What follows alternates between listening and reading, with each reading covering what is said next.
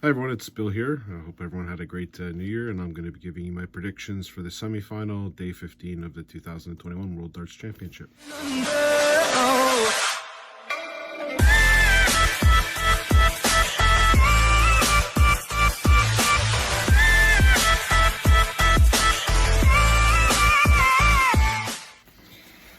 Okay, let's get into the picks for the semifinals.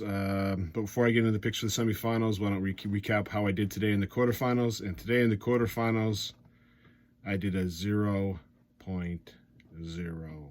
0 for 4. I got every game incorrect. It was not a good day in the quarterfinals for me. It was exciting to watch the darts, but certainly in terms of my picks, if I had some money, it just didn't go very well. So hopefully you won't turn out on what I'm going to pick in the semifinals, and I do much better in the semifinals and finals. But yeah, a 0 for 4 day and not exemplary today. Let's go through the results. First of all, the Krzysztof Ratajski Polish assassin train ran into a bullet. I have watched Stephen Bunting play for roughly, I'd say, about 6 years, since he joined the Premier League the first time, coming out of the BDO, and I've never seen him play that good. Never. So to have that kind of performance in a quarterfinal, each in the semifinal of the World Darts Championship, well done. Ratajski he was his average self. He wasn't hitting as many 140s as he normally does. Certainly wasn't hitting any doubles at the beginning to help himself out. He did pick the doubles up as the game went on, and he made the comeback, tried to make the comeback. Ended up losing 5-3 in the end. Again, I've never seen Stephen Bunting play like that.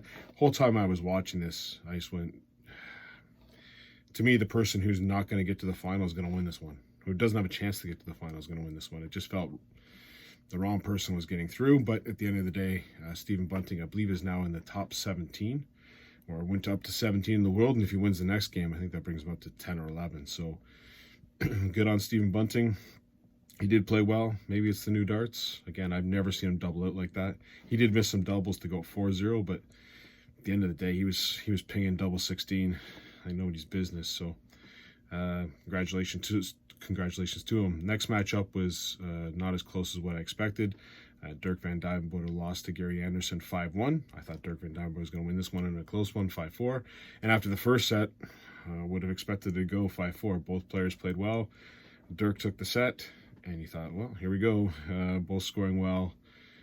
Both at the doubles, and then the next thing you know, I don't know what happened to Dirk Van Duijvenbode. He had a 104 average in the court, or in the round of 16, and then had a 93 average today. 93 average isn't going to live with Gary Anderson, especially when he's hitting double tops like he is.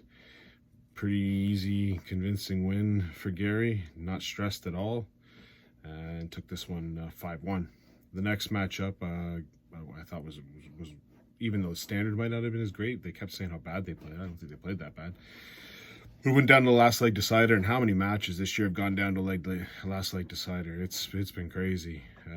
I don't recall this ever, even with the playoffs or when it went into the extra legs at the end of the last set. I don't remember this many times, but and Gerwyn Price has been attached to a couple of them, so he ended up winning this one. He won it 5-4.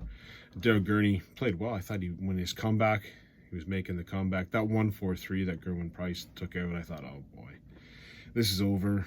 I think that gave him 2 sets to 0 lead, and I just thought there's no way Gurney's coming back, but he did. So, credit to Daryl. He's still playing a lot better than what we've seen him play for the last 4 or 5 weeks, so he should take a little bit of, positives out of this and hopefully bring this into the new year. But Gerwyn Price ended up winning this, and at the beginning of this tournament, I didn't think Michael Van Gerwen was going to be number one. The only way that he's not going to be number one now is if Gerwyn Price goes all the way and wins it. I think there's an opportunity there. So, congratulations to Gerwyn Price. He's probably been in the most, between him and Stephen Bunting, the most last leg deciders. The next game up, what can you say? Dave Chisnall on a different planet. He beat Michael Van Gerwen 5-0. Now, I don't know what the odds would have been for a 5-0 game, but I can guarantee you would have got some great odds. And I would say at the beginning, I didn't think Michael Van Gerwen was playing horribly. I mean, he averaged 98 at the end. He certainly wasn't playing the way he played with Joe Cullen. But Dave Chisnall never let off the gas. Never let off the gas in that entire match. I will tell you my favorite thing was when he was going for the 9-darter and missed double 12 for the 141, and then Michael Van Gerwen came up and hit the 141 just for something to do. that's special. And you know, if another player might have took it as a slight, another player might have took it as, hey, what's going on here? And Dave Chisnell just went up and banged out the double 6 on the second dart and said, yeah, that was nice, but I'll take the set, thanks, and just went on. So I've never seen Dave.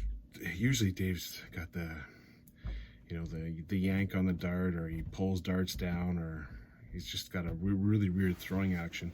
But again, there were a couple bad darts that he threw that looked like a lot of shoulder, but what can you say? You don't average, what was it, 108 in a quarterfinal and beat the #1 player in the world for something to do. So congratulations to Dave Chisnell. Again, I'm a big Dave Chisnell fan. I was cheering for Dave Chisnell the entire time. I didn't think he'd beat him 5-0, to be honest with you, but I'm okay with my picks going on for if Dave Chisnell gets through. So let's get into the semifinal. So semifinal or day 15. There's 2 matches. The first matchup is Gerwyn Price against Stephen Bunting. I think you'd have a lot of people that would have picked Gerwyn Price to get to the semifinal.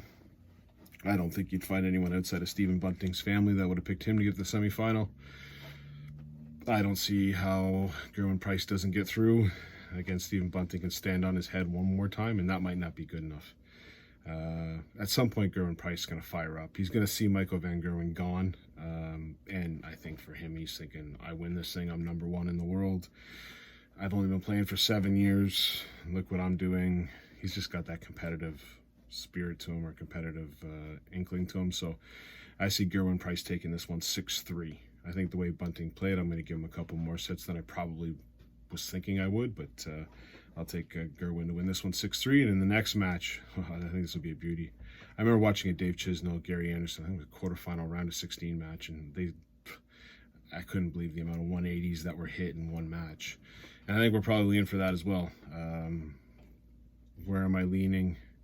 Certainly Gary Anderson in terms of experience. Certainly that's what I would go with. But after that performance today, that's 2 in a row.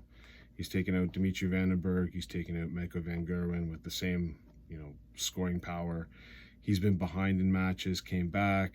He's been ahead and keep going ahead and not slowing down. For some reason, I think Dave Chisnell's got this one. So I'm going to take Dave Chisnell to win this one in a really good match to win at 6-4. Now, some interesting things that just to highlight here. If Dave Chisnell wins the match tomorrow, he'll go 4 in the world, or the ranked 4 in the world, and they'll drop Rob Cross to #5. And if we start talking about Premier League, which I'll probably do a video on after the championship about Premier League and who I think should be there, I really truly don't think Rob Cross will get in if he's not in the top 4. The way the Premier League works is the top 4 ranked players are automatically in. I don't see how Rob Cross gets in if he's not in the top 4, and just the standard in his play. And they talk about intangibles, but Rob doesn't have a lot of them right now. So if Dave Chisnell wins this match, he gets in the top 4. He's an automatic Premier League player. Lots riding on this one.